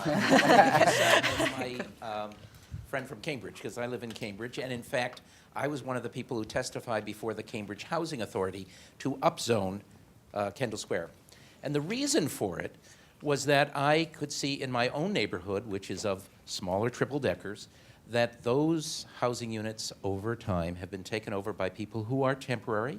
They're graduate students, they're young people who come in for a few years. And the problem is, without finding housing for them elsewhere, that's where they're going. So my argument for upzoning areas like Kendall Square, which had very few people long-term in the community, was a lot of buildings of old manufacturing buildings that had been abandoned, was precisely to keep the community as diverse, both by income and by race and ethnicity in Cambridge, for fear that it was disappearing without those kinds of construction. So it's a very difficult problem. The same way in the Fenway, because I work there, and I'm asking the question, what kind of housing do we need where to make sure that we can keep families and keep people who are going to live there for even generations, like on my block used to have. The other thing, and I want to talk to it because having David here is really important, what I'm really excited about in terms of some of the ideas that came out from our staff in the housing report card was bringing together a very broad coalition, and at the center of it, I want to see architects and designers and people who can think about innovative forms of housing that meet all our needs, from that senior who wants an accessory apartment to the millennial villages that we talk about, to the millennials, to how we could restructure some of our older housing stock and bring it up to date in exciting ways, how we build communities that are not just apartments. We don't talk about a millennial apartment. We talk about a village. A village is where people live. It's where they work together, where they get to know their neighbors. So I see putting together a coalition, which I'd love to see Governor Baker and the mayors of Cambridge and Somerville and Boston get together and bring designers, architects, developers, for-profit, nonprofit, CDCs, construction firms, construction workers, building trades together and say, how can we solve this problem using the most exciting innovation we have? And then bring together other partners like the universities and the teaching hospitals, the major corporations to say, we want you to play a role in solving this housing problem. And I think working with communities and getting feedback from communities on the kind of housing they want, the kinds of villages we want to rebuild, is the key to solving this problem. Barry, to your point, I once addressed a group of social scientists, and at one of their annual meetings, and I had just come off of a design jury down at Yale, at one point where someone said, you know, you architects, you need to learn how to see socially. So when I was talking to them, I said, you know what, you social services people need to learn how to see spatially. We need to break down those silos, because as this conversation talks about, this is about economics as much as it is about housing by itself. And these things are all interrelated, and it has to do with who we are as a community, what the social structure of our neighborhoods are, and civitas, frankly. And so that means you've got to be talking across a lot of disciplines. Yep. So Dr. Sandell, I saw your hand up. Normally people can hear me pretty well, but I don't Yeah. Hi, everyone. I'm Megan Sandel. I'm a pediatrician at Children's Health Watch and Boston Medical Center. I've been really interested. There's been a lot of talk about the connection between affordable housing and economic development, and I haven't heard the word health mentioned once.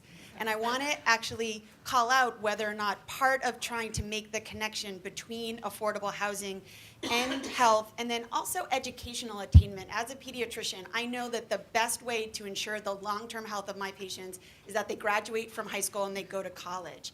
And yet, I wrote a blog for The Economist recently saying that the secret to urban education was affordable housing, because we know that underperforming schools have high rates of chronic absenteeism and high rates of churn, where if you show up in the school starting one grade and you finish it in a different grade, I don't know how you do educational reform if kids don't show up to school and they don't stay long enough to actually be there.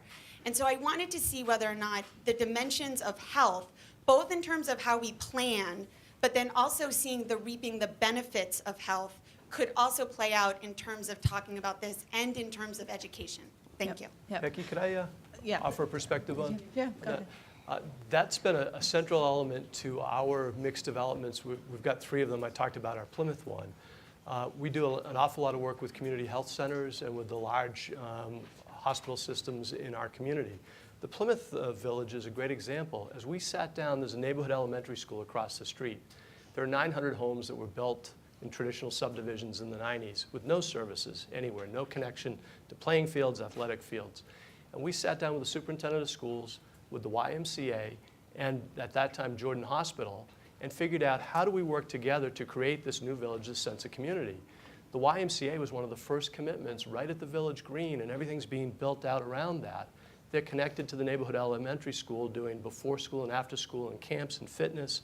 And then Beth Israel Deaconess, which has bought Jordan Hospital, is now making a commitment to family medical practice at the Village Green in the first commercial building in the village. And in fact, they're looking for a physician and a PA who will live in the village and be kind of a traditional family doctor to support that village. So people are looking for those connections. And I think, to the design side that David was talking about, we need to think about these connectivities. We need to focus on education, on health, and public spaces.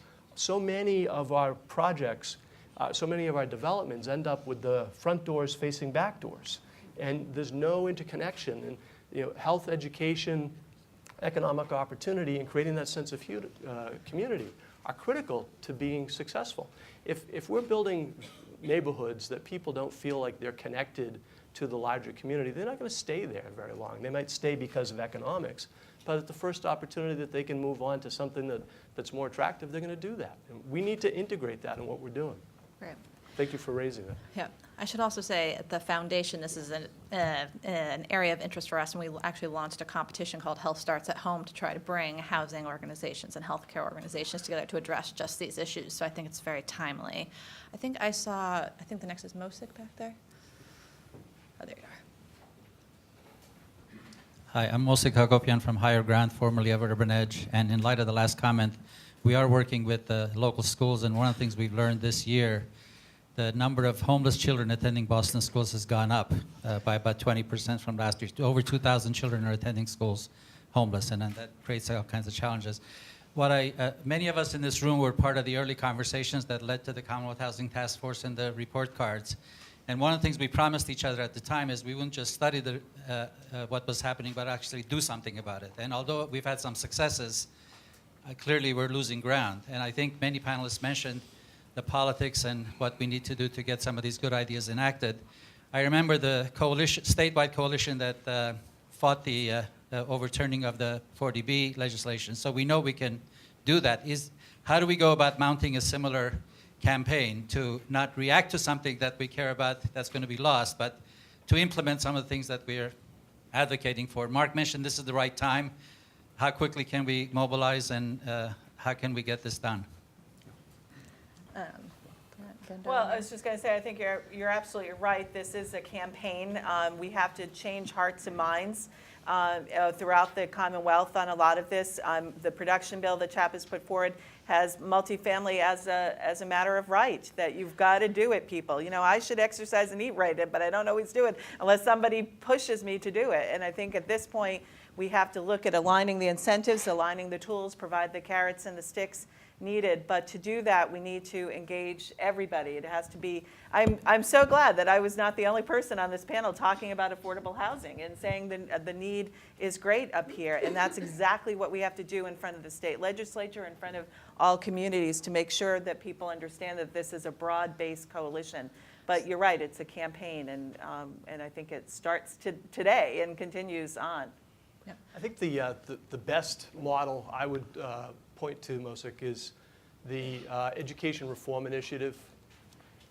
The alignment of the municipal community, the education community, and the business community around, we happen to have a lawsuit at that time, so that made it a little bit easier to focus people. But it got people, strange bedfellows, in the same room working together instead of the usual suspects. And I think one of the things that we've been talking about at the roundtable is this is an economic imperative to keeping our companies and our economic base growing here. So the business community has a stake, and they're not usually invited to the table. And I also, there's an us and them. The Mass Municipal Association has always seen people in this room as suspect. They need to be in the room with us, and we need to find common ground that they can support. You get the housing community, the production community, the lending community, the MMA and the business community together, and we can make this happen. But we have to commit to bringing people who aren't usually in this room, that's why I'm here today, into the room. Great. So I think we have time for just one more question. And then we'll welcome Paul back on the stage. So on the end there, the woman with the glasses. Yeah, that's you. She's coming. She's right there, right behind you. Okay.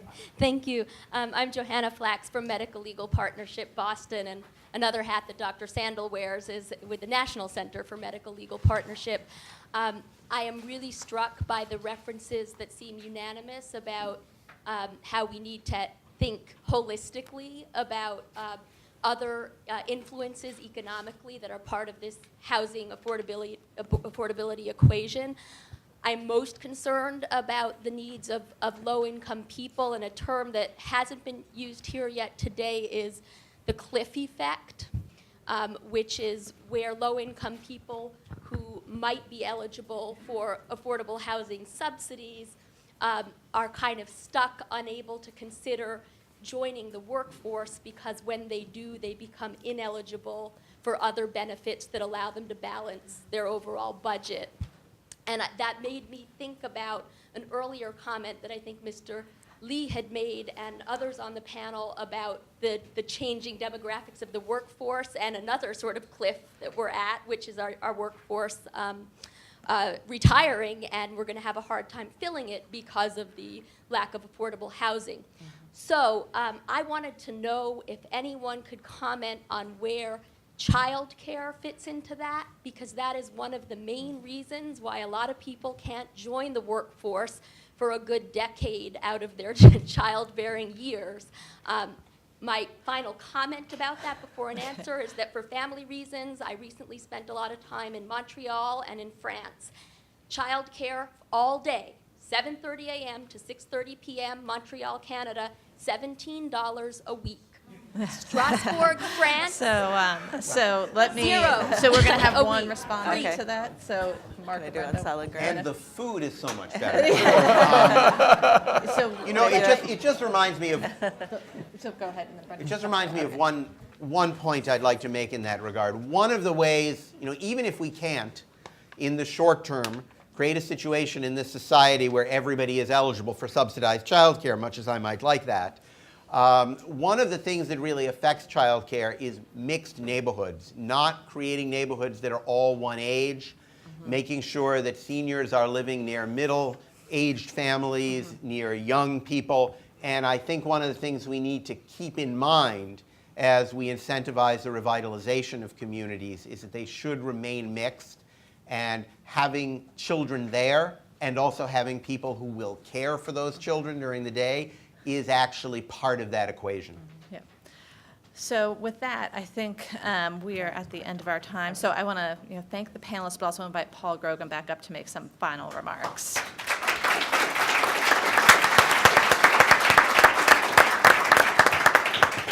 Well, we are out of time, so I will be very brief, but I certainly want to thank Barry, our very distinguished panel.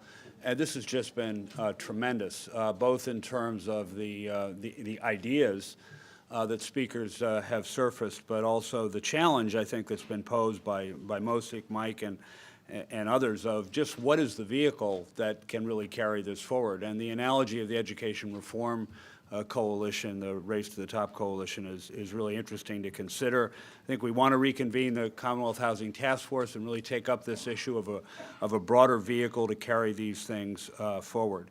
I will say that maybe because my frame of reference is 1975, when I came to the city to work for Kevin White, that I'm very optimistic. Someone referred to having the problems you want to have.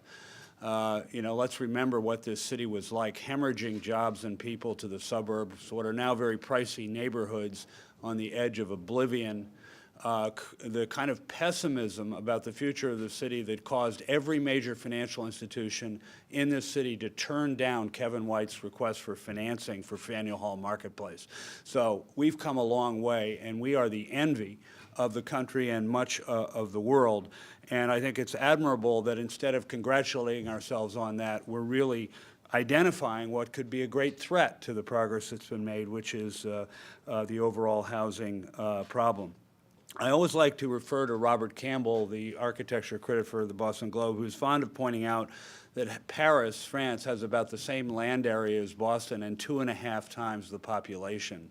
And we did go from over 800,000 people down to 500 some. There's room for more people, and important issues have been raised about the character of the density and what has to go with that. But one of the things we've got to be looking for is the political will to achieve much greater density where it's appropriate, particularly in the urban communities. And maybe we ought to come at this a different way. I like the way Bloomberg came at it in New York. He set a goal for population growth. He didn't talk about, obviously tremendous housing implications, but he said, we want another 700,000 people to live in New York. That's a whole Boston that he called for, and they've made progress toward that. So let's be bold, be willing to rethink it, but we've gotten a tremendous I think, start by the quality of this forum today. Thank you all for being here, and have a great day.